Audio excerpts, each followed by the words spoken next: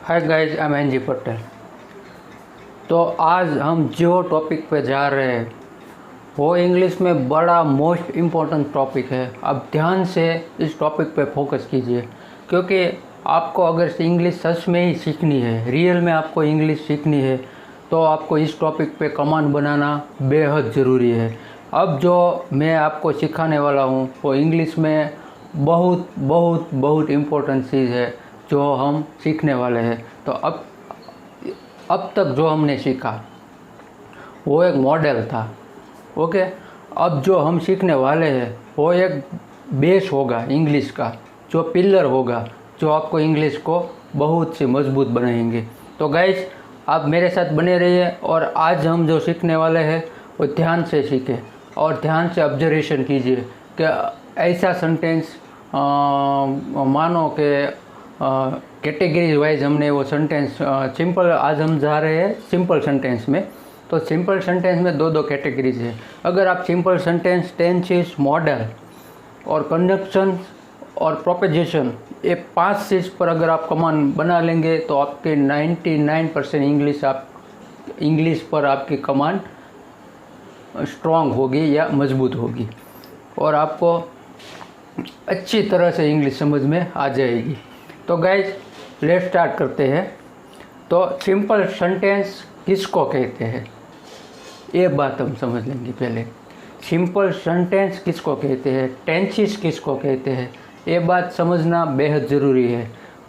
इसके बाद आपको सब कुछ क्लियर हो जाएगा। तो गाइज, बने रहिए मेरे साथ और हम दो कैटेगरीज लेंगे।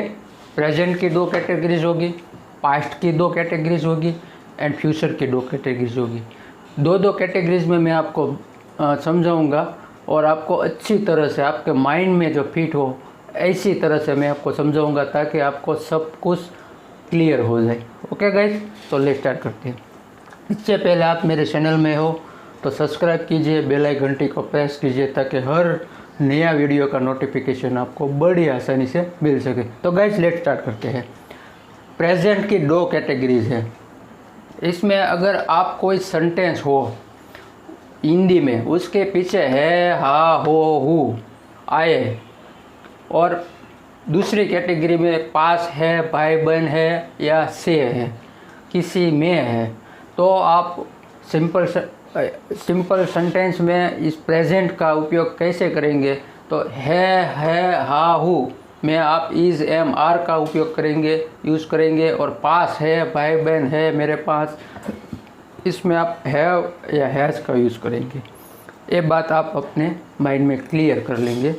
पर लेकिन इसके उपरांत मैं आपको एक बात और कहूँगा जो स्टार्टिंग में मुझे कहनी चाहिए थी कि no action by the subject, no action by the subject. इसमें सब्जेक्ट कोई एक्शन नहीं करेगा, यानी यहाँ कोई सब्जेक्ट का काम दर्शाएगा नहीं। कोई सब्जेक्ट की मानो कि कोई सब्जेक्ट, कोई चीज़, कोई पर्सन कोई भी काम करता है वो यहाँ नहीं आएगा। सब्जेक्ट के बारे में ही बताया जाएगा। यानी रोहन अच्छा है, रोहन की आइस अच्छी है, रोहन के पास गाड़ी है, तो मानिए कि रोहन के बारे में हम बता रहे हैं। रोहन कोई काम नहीं कर रहा है, उसे हम सिंपल सेंटेंस कहेंगे। इसमें कोई भी सब्जेक्ट का कोई एक्शन नहीं आएगा। ये बात आप अपने माइंड में अच्छी तरह क्लियर कर लेंगे ताकि आपको कोई कंफ्यूजन ना रहे। ओके गाइज, तो इसमें 2 कैटेगरीज आएगी, हाँ है, हु, पास है, भाई बहन है, कि मेरे पास है, उसके पास है, किसी के पास कुछ भी है, तो हम हैव और हैज़ या हैव का यूज़ करेंगे। हैज़ 3rd पर्सन सिंगुलर के साथ आएगा, बाकी सभी सब्जेक्ट के साथ हैव आएगा। इज़ 3rd पर्सन सिंगुलर के साथ इज़ आएगा, आई के साथ एम आएगा, और बाकी सभी प्लूरल हो या सभी सेकंड सब्जेक्ट हो उसके सभी के साथ आर आएगा। ओके गाइज, अब नेगेटिव में यहाँ कुछ डिफरेंस होगा। हैव नॉट ऐसा नहीं आएगा, यहाँ डू नॉट हैव आएगा या डज नॉट हैव आएगा। डज नॉट हैव यानी कोई थर्ड पर्सन सिंगुलर हो तो डज नॉट हैव आएगा, बाकी सभी सब्जेक्ट के साथ डू नॉट हैव आएगा। ओके गाइज, यहाँ पास नहीं, पास है ऐसा कोई सेंटेंस नहीं है और हम उस सब्जेक्ट के बारे में बता रहे हैं और वो भी प्रेजेंट में है, तो हम इज एम आर का यूज़ करेंगे और नेगेटिव में इज़ नॉट, आर नॉट या एम नॉट का यूज़ करेंगे। ओके गाइज, ये बात आप अच्छी तरह से जान लीजिए। तो मैं थोड़ा एग्जांपल दूंगा, लेकिन एक बात और भी मैं कहना चाहूँगा कि no action by the subject, कोई सब्जेक्ट की कोई एक्शन नहीं आएगी, इसमें कोई क्रिया नहीं आएगी, कोई काम नहीं आएगा। ओके, तो हम पहली कैटेगरी लेंगे, सिंपल सेंटेंस लेसन नंबर 1 यानी is am are. Okay, is am are. तो रोहन बड़ा अच्छा लड़का है, इसमें रोहन कोई काम नहीं कर रहा है, रोहन के बारे में ही बताया जा रहा है, इसलिए है ही है प्रेजेंट में है, इसलिए हम पहली कैटेगरी में लेंगे, क्योंकि यहाँ कोई रोहन के पास है ऐसी कोई जिक्र किया गया नहीं है। ओके, तो Rohan is good boy, is क्यों आया, क्योंकि वो थर्ड पर्सन सिंगुलर है, इसलिए इज़ आया। रोहन इज़ गुड बॉय ऐसा आएगा, रोहन बड़ा अच्छा लड़का है, रोहन इज़ गुड बॉय।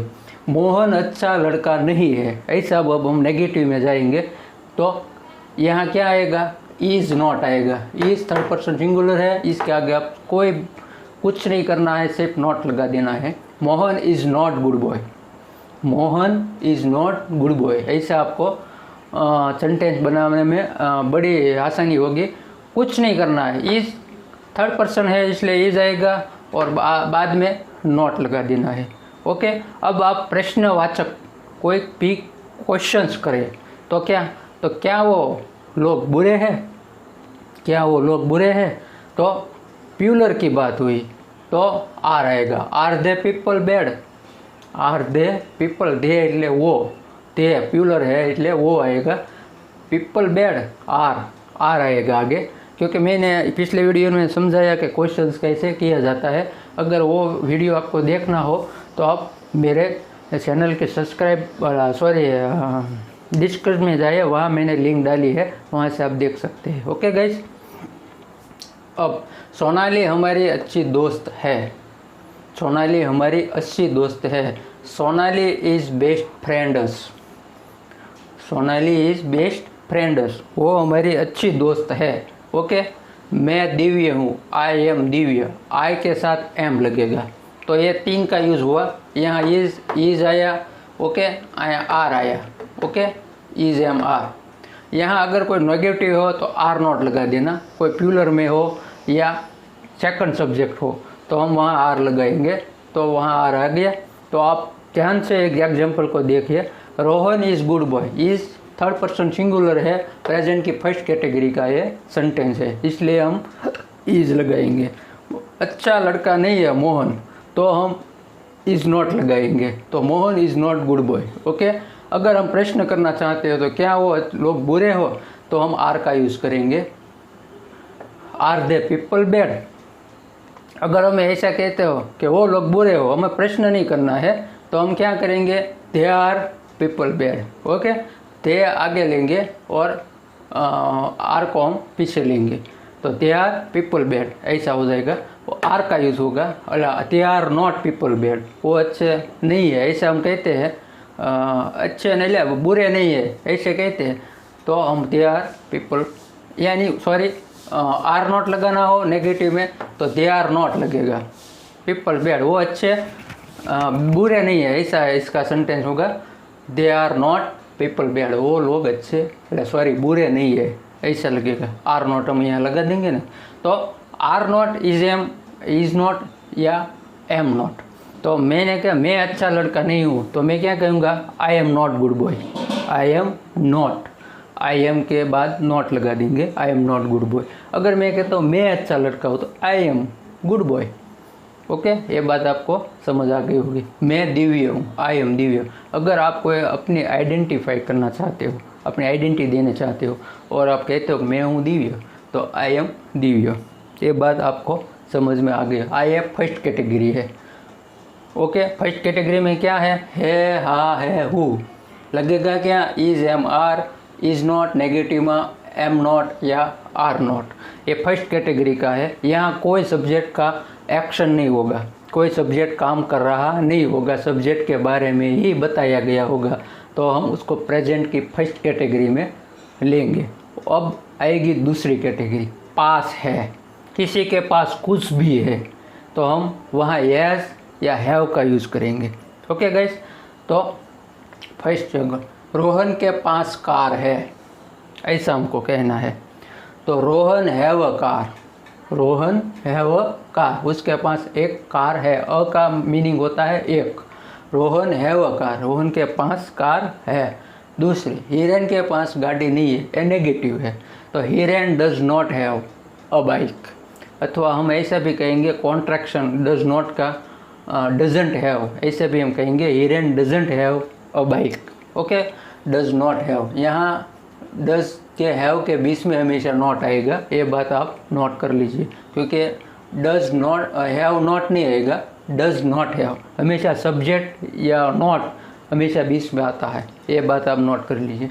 तो अब हम प्रश्नवाचक करेंगे, क्या तुम्हारे पास बुक है, तो do you have a book, यहाँ सब्जेक्ट बीच में आएगा, आया ना बीच में, do you have a book, यहाँ डज नॉट हैव नॉट आया ना बीच में।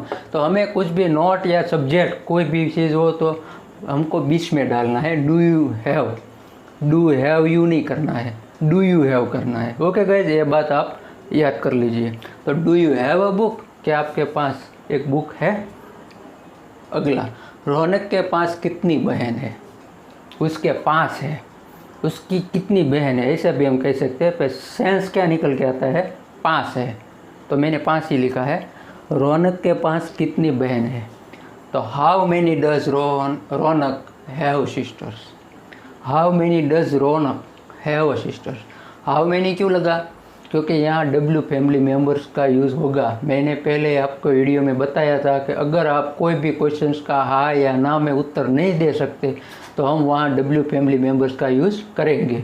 तो हम रोहन के पास कितनी बहन है हमें कहना पड़ेगा, हम हाँ या ना में उसका आंसर नहीं दे सकते, इसलिए हमको डब्ल्यू फैमिली मेम्बर्स का यूज़ करना पड़ेगा। तो हम वहाँ हाउ मैनी लगाएंगे। हाउ मैनी कब लगता है, कोई चीज़ गिनी जा सकती है उसमें हम हाउ मैनी लगाएंगे, अगर गिनी नहीं जा सकती तो हम वहाँ हाउ मच का यूज़ करेंगे। एक बात भी आप याद कर लीजिए।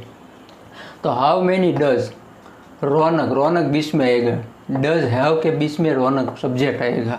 तो हाउ मैनी डज क्यों लगा, क्योंकि रौनक वो थर्ड पर्सन सिंगुलर है, वो तीसरा व्यक्ति है और एक है, इसलिए हम वहाँ डज का यूज़ करेंगे। How many does Raunak have sisters, sisters यानी कितनी बहनें हैं, प्लूरल की बात है, एक बहन है ऐसा नहीं है, कितनी बहनें हैं, यहाँ हम सिस्टर्स का यूज़ करेंगे। क्या तुम्हारे पास एक अच्छा घर है, ऐसा हमको कहना है। क्या तुम्हारे पास, कोई भी बात पास में हो तो हम सेकंड कैटेगरी का यूज़ करेंगे, वहाँ सब के साथ वर्ब की फर्स्ट फॉर्म आएगी। तो क्या तुम्हारे पास एक अच्छा घर है, do you have a nice house, do you have a nice house, क्या तुम्हारे पास कोई अच्छा घर है। सेकंड सब्जेक्ट है, दूसरा सब्जेक्ट हमारे सामने, तो हम वहाँ डू का यूज़ करेंगे। अगर थर्ड पर्सन होगा, ये सेकंड पर्सन है इसलिए हम डू का यूज़ करेंगे, अगर थर्ड पर्सन होता तो हम डज का यूज़ करेंगे यहाँ। ओके, तो यू सब्जेक्ट बीच में आएगा, डू हैव के बीच में हमेशा सब्जेक्ट आएगा, नॉट या कोई सब्जेक्ट हो तो बीच में आएगा। तो do you have a nice house, क्या तुम्हारे पास अच्छा घर है, जिसका मीनिंग सोनू के आंखें बहुत अच्छी है, सोनू के बारे में ही बताया गया है, उसकी आंखें बहुत अच्छी है, तो Sonu have a nice ice, Sonu have nice ice. Okay, तो उसकी आंखें अच्छी है, हैव એટલે उसके पास है, सेंस यही निकलता है सोनू के कि उसके पास। आप सेंस पकड़िए, अगर आप सेंस पकड़ेंगे तो आपको सब कुछ क्लियर हो जाएगा। सोनू के पास अच्छी आंखें हैं, Sonu have a nice ice, इसका मीनिंग ये होता। तो गाइस ये दो कैटेगरी हुई। अब मैं अगले वीडियो में पास्ट की दो कैटेगरी बताऊंगा, इसके बाद मैं फ्यूचर की दो कैटेगरी दूँगा। अब जो भी लेसन्स आए आप ध्यान से देखें, क्योंकि अब बहुत इंपॉर्टेंट लेसन आ रहे हैं, वो आप मिस मत कीजिए, क्योंकि आपको इंग्लिश सीखनी है तो ये सीखना बहुत ज़रूरी है। इसलिए मैं आपको सबको रिक्वेस्ट करता हूँ कि प्लीज़ आप पूरा वीडियो देखें और ध्यान से समझने की कोशिश कीजिए, ताकि हर लेसन आपको अच्छी तरह समझ आए। ओके गाइस, तो हम यहाँ ये वीडियो का द एंड करते हैं, लेकिन अगले वीडियो में मैं आपको और 2 कैटेगरीज दिखाऊंगा जो पास्ट की होगी। तो हम कोई पास्ट में बात करें और वो भी कोई भी एक्शन बिना, कोई एक्शन नहीं होगा। सिंपल सेंटेंस में एक बात याद रखना, कोई एक्शन नहीं होगा, टेंसेस में एक्शन ही होगा। टेंसेस हम अगले पड़ाव में सीखेंगे, वहाँ टेंस ही एक्शन होगा, कोई भी सब्जेक्ट काम कर रहा ही होगा, तो हम वो उसको टेंसेस की कैटेगरी में लेंगे। ये सिंपल टेंस में कोई काम नहीं होता, कोई सब्जेक्ट काम नहीं करता, सब्जेक्ट के बारे में ही बताया जा सकता है, इसलिए हम वहाँ उसको सिंपल टेंसेस के कैटेगरी में लेंगे। तो ये बात आप अपने माइंड में क्लियर कर लीजिए। आप अब कई 100 गुना 1000 ऐसा सेंटेंस अपने माइंड में लाइए, ताकि आपको वो पता चले कि कोई भी सब्जेक्ट कोई काम नहीं कर रहा होता। ऐसा कोई सेंटेंस आपके माइंड में और ऐड कीजिए, बुक में लिखिए, ताकि आपको पता चले और आप अच्छी तरह से इसमें स्टडी कर सकें। Okay guys, thank you very much.